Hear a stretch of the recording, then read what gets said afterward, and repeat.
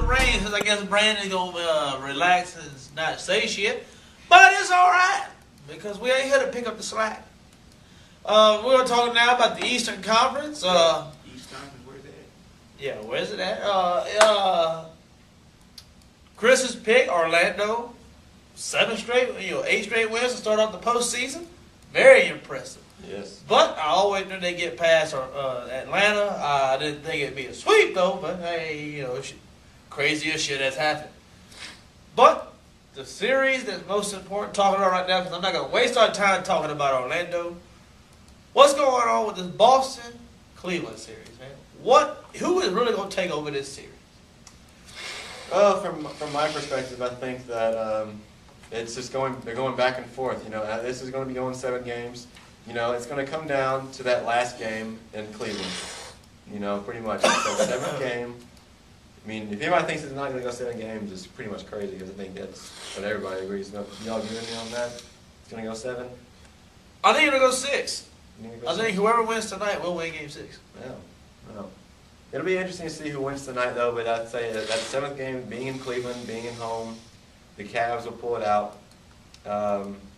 It's just that I don't see LeBron James losing this one because he's had so many opportunities to win a championship. And he has a lot of expectations to win a championship. And if it's either championship or bust for him, pretty much. Yeah. But I have to admit, though, Boston still has something to prove.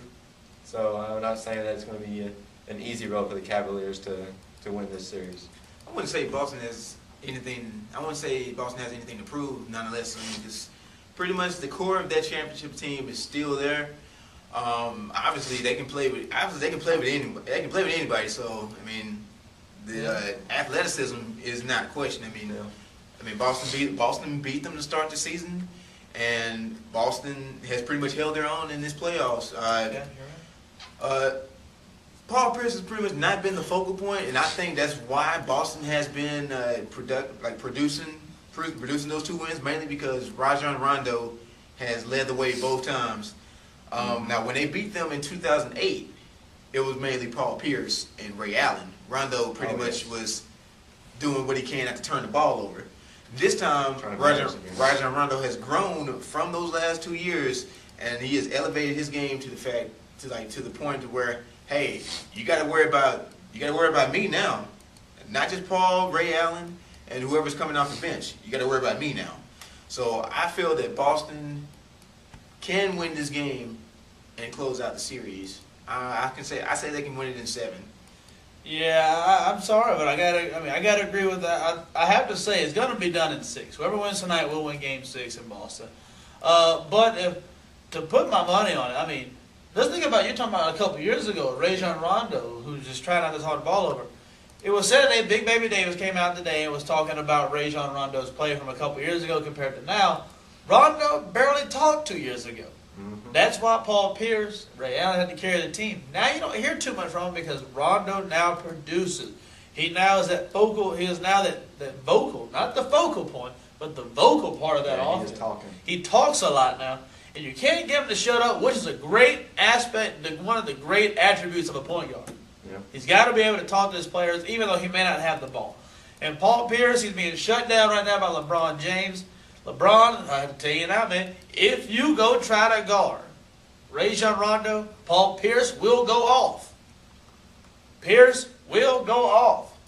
So, Garnett, you got to hold yours. Ray Allen, you got to hold yours. Rondo, keep doing what you're doing. 18 rebounds. Very impressive, man. I definitely have to give that. If Boston has any chance of winning this series, Rajon Rondo is the key element to that. No, it's a huge thing for them because nobody really is expecting anything from Rondo. Who's guarding Delonte West? Yeah, and Mo Williams. Well, Mo Williams. They started out with Mo Williams in Game 1, and then they switched over to Anthony Parker in the second half of Game 1. That's right. But, basically the strategy of the Cleveland Cavaliers defense is to whoever who is guarding Rondo, they will pass off Rondo and trap whoever gets the ball, whether it be Pierce or Garnett or even Big Baby Davis sometimes, which I don't know why you would double team him in the first place, but it's okay. Should have. But mind you, like in game one, Anthony Parker did slow down Rondo in game one, Yes. but in game four, In game two. in game four, Rajon Rondo pretty much looked like he was 3 steps ahead of Anthony Parker. Excuse me. I don't know. I keep thinking Coach Carter, Anthony Parker close enough. But either way it goes, if you're playing like that, maybe you should get your sister to teach you how to play defense, Anthony.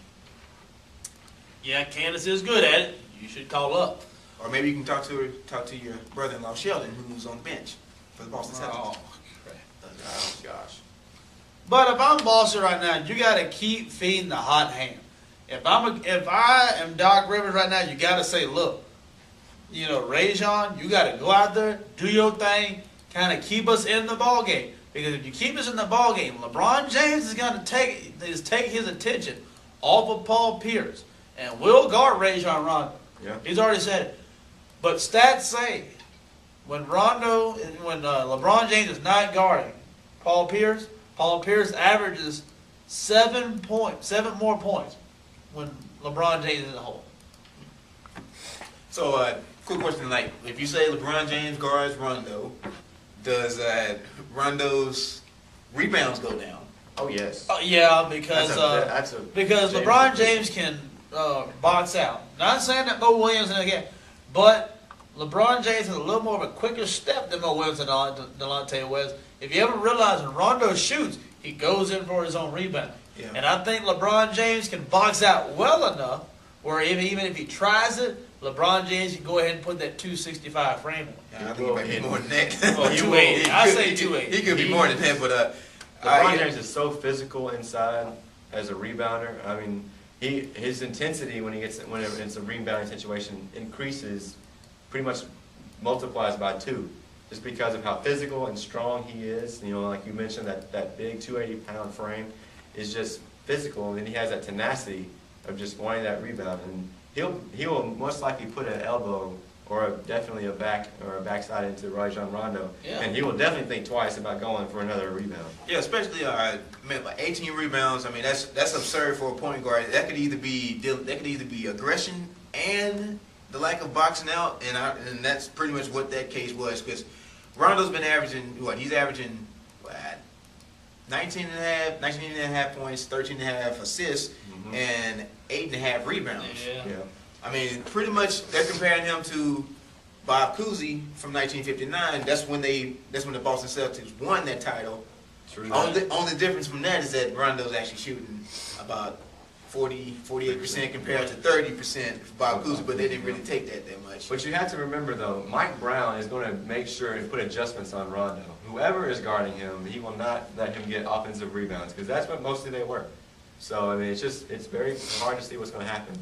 Yeah, of course. I mean, it's very tough, but, Rondo, he's got to keep it up. The Boston Celtics and the Cleveland Cavaliers, this has to be the most inconsistent series ever.